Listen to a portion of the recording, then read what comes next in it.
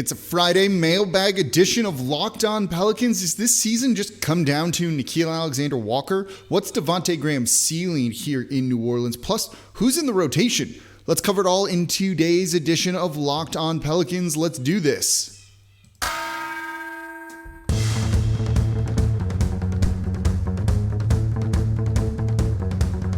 You are Locked On Pelicans, your daily New Orleans Pelicans podcast. Part of the Locked On Podcast Network, your team every day.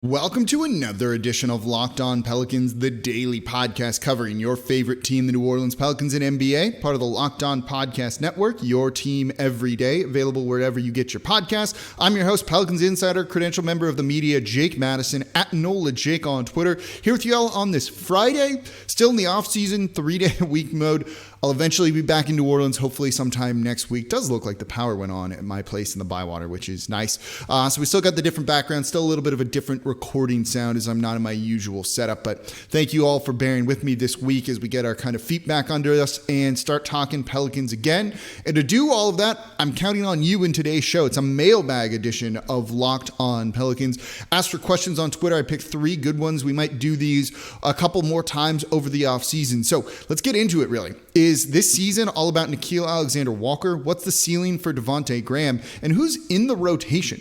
You know, we've talked a lot about starters, but what about some of the other guys that are going to be playing minutes, and what might some of those look like? We'll get into that in the third segment of today's episode of Locked On Pelicans. But don't forget, Fridays on the Locked On NBA podcast, Nick Angstad of Locked On Mavericks and Adam Mares of Locked On Nuggets power rank the week that was in the NBA. So follow the Locked On NBA podcast today wherever you get your podcasts, and I'm there every single Wednesday hosting our national show, talking all things association. But today we're talking all things Pelicans in the mailbag. So let's jump into it. 3 topics, 3 really good questions. And I had more that I didn't get to use. So hopefully we can put out another call and do more of these and answer all of the offseason questions that you may have. So this one comes from Hank. It's Hank X3 Sports, HANX3 Sports.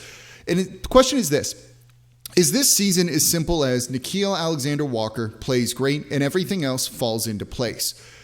You're not entirely right with that question, but you're not very wrong on that question, Hank. I actually liked this one. You know, this season is all about internal growth for New Orleans. It's really what they're banking on, right? They added some pieces in the offseason, but I just did an episode about how Valanciunas, I don't think, is going to be the most impactful guy that they have, and I wonder about his fit a little bit, and could Jackson Hayes take his spot halfway through the season? They added Devonte Graham, kind of making up for some of the shooting that you're losing in Lonzo Ball, and probably getting a better shooter in Devonte Graham, but it's not significant improvements, right? That's not adding an all-star player at any level for New Orleans. They're average at best starters, I think, both of those guys, but we'll look at how Devonte Graham could elevate his game.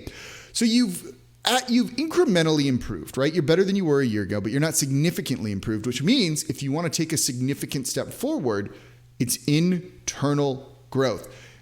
It's going to be epitomized by Nickeil Alexander-Walker more so than anyone. So in a sense of all of the internal growth that could happen, Nickeil's is most important to this team. Yes, we're putting him in as a starter right now, right? We expect the starting unit to look something like Nickeil Alexander-Walker, Devonte Graham, Brandon Ingram, Zion Williamson, and Jonas Valanciunas. So you need him to be really, really good. We've gone over some of his numbers when he was a starter versus when he wasn't a starter, and I'll do another show on that again.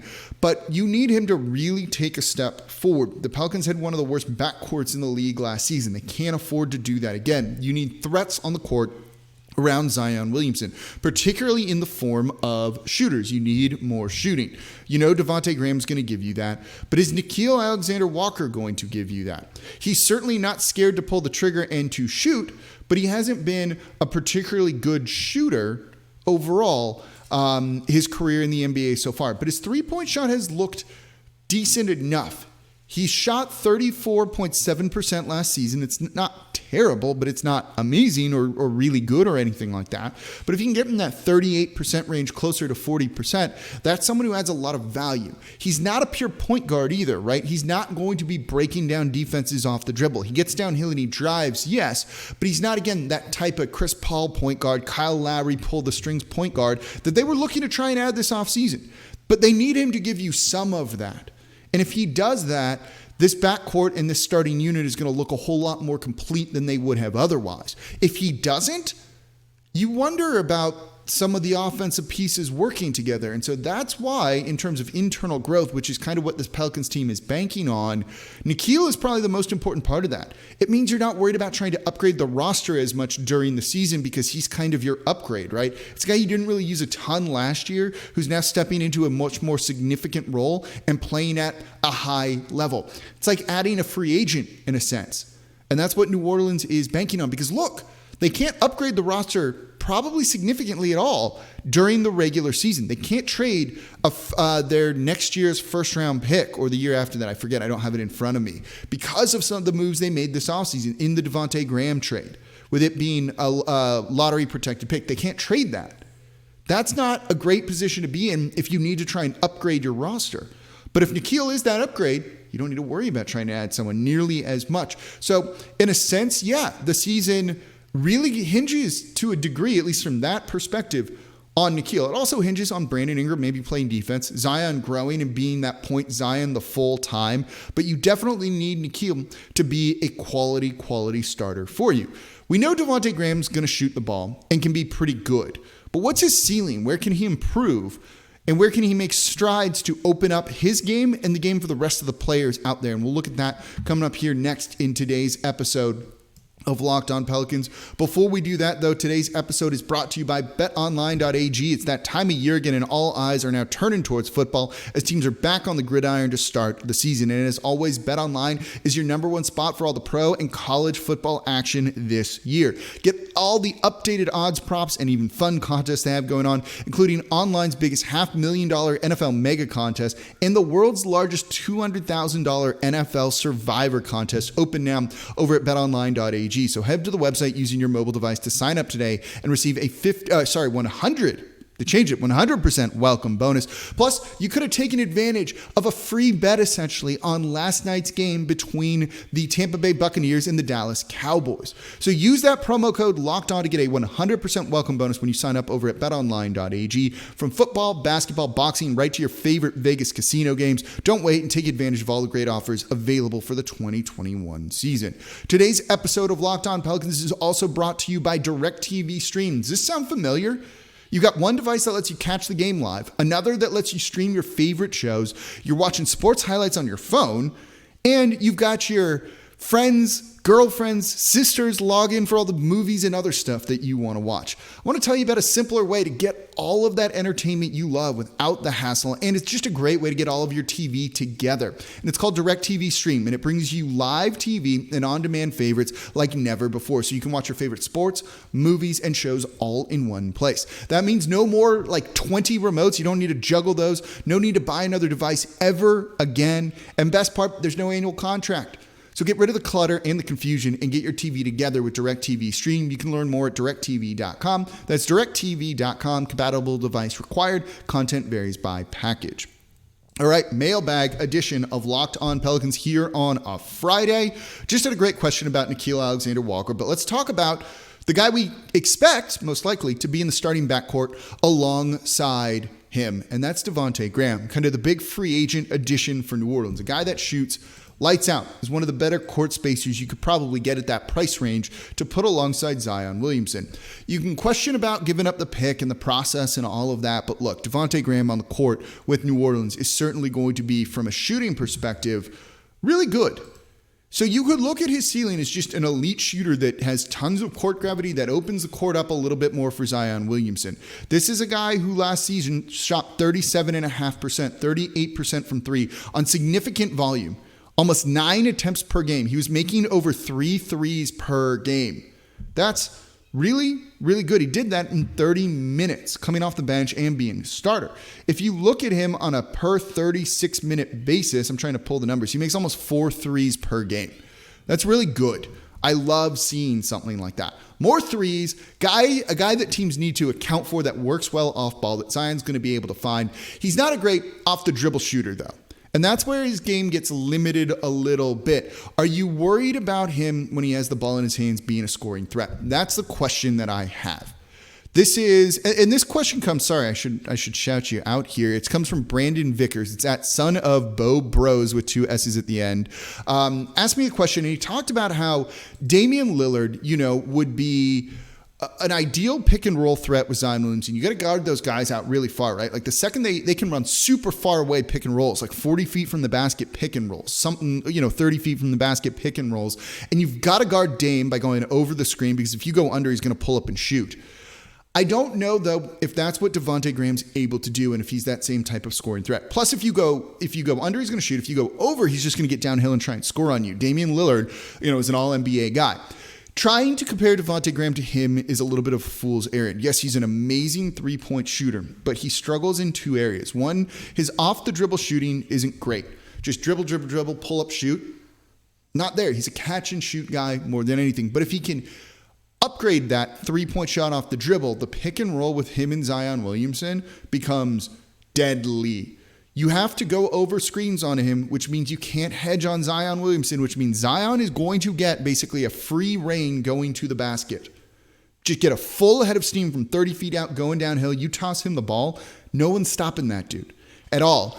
But that's going to probably be reliant on Devonte Graham developing that pull-up 3. If he doesn't, they're still going to basically try and trap Zion and not really worry about him. They'll let Devonte Graham bomb from 30 until he proves that he can beat them. And based on his career in the league, that's not a thing that he totally does.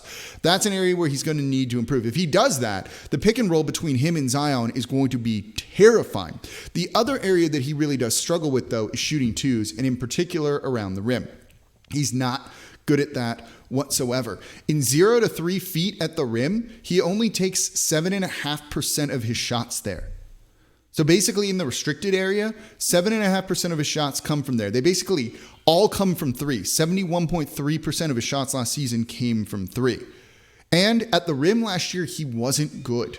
He shot 44% in that 0 to 3 feet range. He needs to get better at off the dribble shooting and trying to finish at the rim.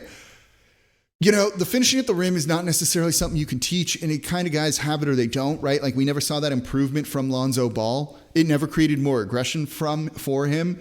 Devonte Graham in the past has shown more aggression. He was used differently, more off ball in the past year in Charlotte with the emergence of LaMelo Ball. And if you go back a year before that, he did take over 13% of his shots at the rim. So that's good, but it's still not a super, super high number. It worries me a little bit about his effectiveness being more than just a catch and shoot guy. That catch and shoot guy is elite. But if he can up either of those 2 areas or both of them, he's going to be a very complimentary player that opens up that high pick and roll game for him and Zion Williamson in a way that teams aren't really going to be able to stop. But that's if he develops that, because he doesn't have all of that now. I don't think he's probably horribly far from the pull-up 3s, and if he's working on those this offseason, I think he can really make strides in that area to open up his game and the game for others. But that's where he's looking to do it. If he does that, he's not just an average starter at best. He's a good starter. He's not an all-star guy. He's never going to be an all-star guy. And defensively, he struggles. I don't care what the numbers say. Watch him on film. He's undersized. He doesn't defend well. Defensive metrics aren't a good way to kind of judge players on that side of the ball. But offensively, he can be something very, very special. And being able to play that pick and roll so far away from the basket opens things up so much more and forces really long rotations from opponent defenses, which makes the Pelicans in the half court, which they haven't been great at historically, much more efficient and effective. And I think that's kind of the ceiling for him, like not a high-end starter, like a high-end above average guy. I don't know what that makes you, like a good starter, something like that, I guess, is probably what his ceiling is. But he needs to work on those 2 areas of his game if he wants to get into that. And then Coming up next, what's the rest of the rotation going to look like? I gave you the starters here, but who are the other guys that are going to get minutes? And maybe it can kind of give us I can give you all my take on what some of these roles that we're going to see from these players coming up next season. But before we get to that, this episode of Locked On Pelicans is brought to you by RockAuto.com. With the ever-increasing numbers of makes and models out there, it's impossible for local chain stores to stock all the parts that you might need. There's nothing worse than going into one of those places, not having the counterman understand you and figure out what you need. They just order a part and then it doesn't fit. And then you just overpaid too, because you're in there. They can charge you basically whatever they want and you're stuck paying it. It's not a fun position to be in, but you have access to computers with rockauto.com at home and in your pocket on your phone. So save time and money using rockauto.com because their prices are reliably low for every single customer. They have the same prices for mechanics and do-it-yourselfers. So why choose to spend 30, 50, even 100% more for the same parts from a chain store or car dealership?